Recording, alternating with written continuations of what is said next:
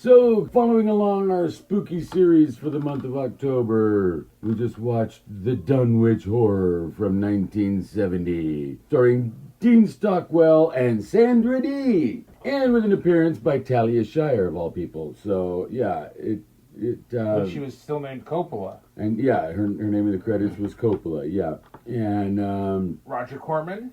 produced by Roger Corman. And really, I think one of his better films. Yeah. Overall. Because, I mean, he did a lot of things that were not real good. And this one was not real good. But it is a standout in his body of work. How so? It is a classic in that, you know, it has the people that are in it. That's true. You know, Stockwell and Sandra Dee, and it was a pretty But you did say... pushing the envelope kind of a role for Sandra, you know, Oh, yeah. with her image the way it was, her wholesome, But good girl image. you did call it a... Oh, it was kind of like a poor man's Rosemary's Baby, which had come out 2 years prior in '68. And it doesn't follow the story, the No, Lovecraft story. Especially if you've seen Rosemary's Baby, which you should. I mean, really, everybody should. It's wow. No, Mia Farrow, Jesus Christ. Oh, yeah, and Ruth Gordon. Because of Mia Farrow. But she married Woody Allen. Jesus Christ. Anyway, this was prior to all that, so, you know, you can kind of... Anyway. It still seemed like it was really not inspired, but influenced and a pastiche, even an homage. Modeled after Rosemary's Baby more than the Dunwich Horror original story. Since you've seen Rosemary's Baby, did they have, like, because at the end of this movie, the old one that was coming out of the portal or whatever, or kind of coming out of the portal, or he came in the portal because she's pregnant now. Yeah. Ba-doom boom. Did Rosemary's Baby have a sequence like in the end of this movie? Very much like No, yes. where it was like every TOS episode of the crew of the Enterprise fighting a cloud monster. Oh, no, nothing like that. Oh, No, okay. no. It Okay. wasn't like that at all. No.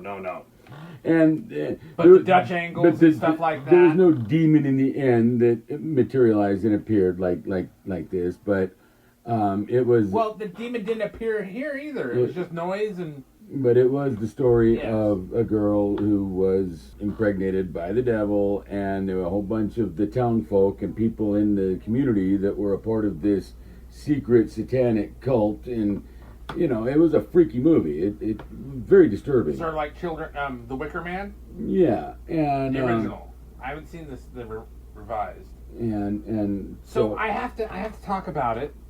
So... But it was about the birth of the Antichrist, basically. And this was very similar. Well, the old ones. Or at least the conception of the Antichrist. Yes. At the end of this one. Which, they should have gone for it.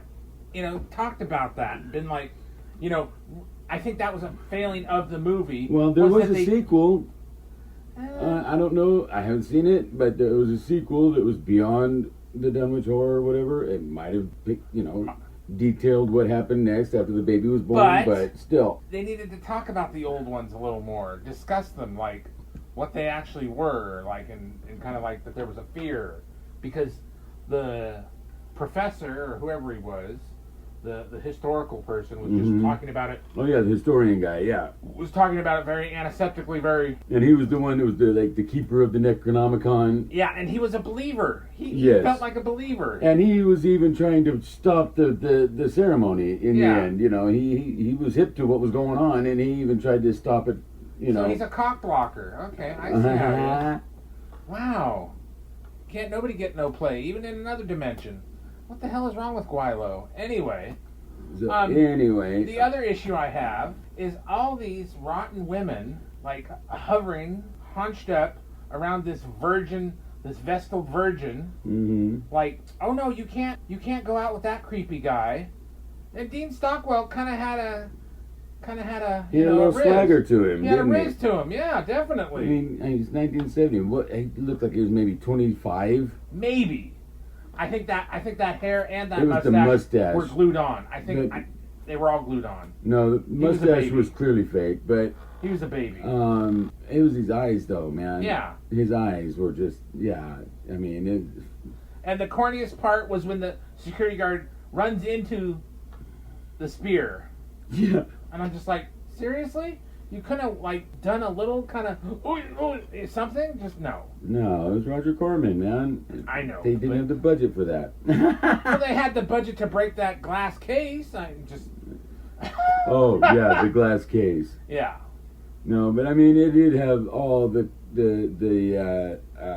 typical Corman little camera tricks and things that Dutch angles and neon reversals and the colors and everything when it got all psychedelic. The pretty colors. Yeah. I mean, it was almost like it was almost a psychedelic film. I mean, it was almost like you should be on acid watching it because it was pretty trippy, and then it got really trippy with the visuals, and of course it was like cheap trippy effects, but still, yeah, they were trippy.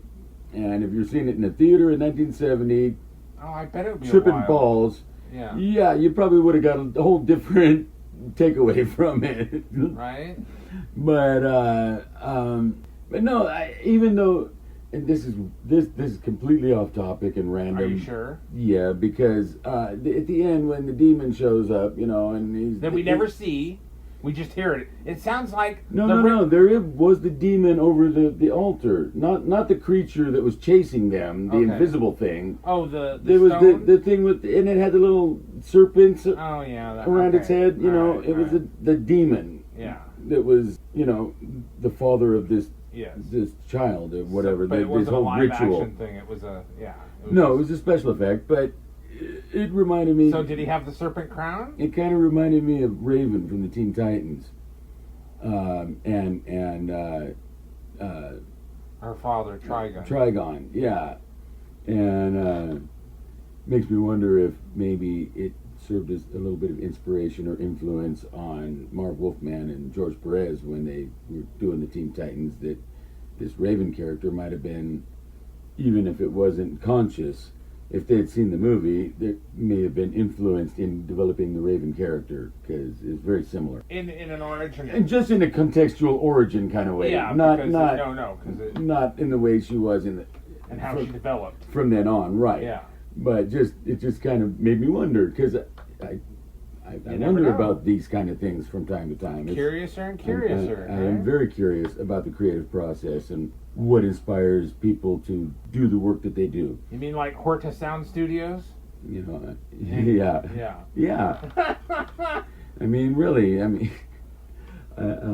big into that stuff, and really, any time I see anybody say, "Well, I was influenced by this or that," I want to go check this or that out and see what influenced them if I've never heard of it. Is that why you want to see Frozen? It is.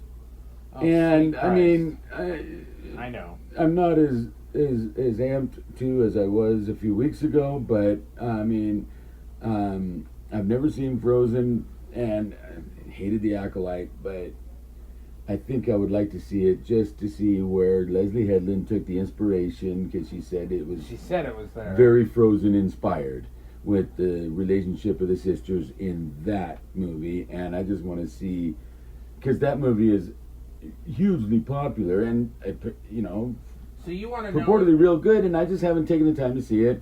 So I'm gonna watch this thing that was actually probably a really good story of these two sisters, and it's gonna make The Acolyte even worse in my eyes because it was garbage.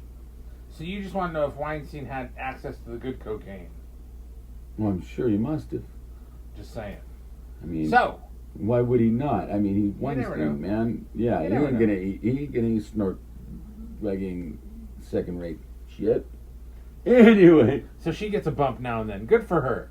Anyway, back to this. I would recommend it, even though it's a kind of a wonky, kind of dated film. It's something you need to see just to be like, okay, I get it. It's another one of those horror classics that deserves to the distinction of being a classic. It is worth sitting through. It's not a waste of time, and there was a remake, or what was it? There was one that we accidentally got into in like 2009. Yes, and or 2009 or 2008. With Dean Stockwell as well. Yeah, in that and one. I don't know if it was a remake of this story or if it was.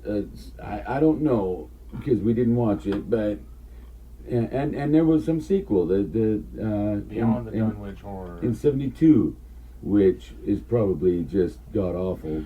Sweet Christ. I mean, yeah. It's one of those where when they do a sequel, it just doesn't measure up, and they didn't have much to measure up to in the first place. So I'm sure it's really bad. So they kind of converted a. But it's Lovecraft, though. They converted a Lovecraft story and used the template of Rosemary's Baby to make a movie to push it out into the theaters. Yeah. Pretty much. Yeah. And, I mean, there's been other Lovecraft adaptations over the years. I mean, God, you remember Reanimator? Oh, wow. Beyond, right? Yes. And we aren't doing those this year. Jeffrey Combs, Reanimator, dude. Oh, whoa. Right. That's a must-see, and we'll do a deep dive into that one another time. Yeah. Because, wow. Anyway, Dunwich Horror, I wouldn't say too enthusiastic thumbs up, but one, at least, enough to sit through it. It's worth it. At least once. Yeah.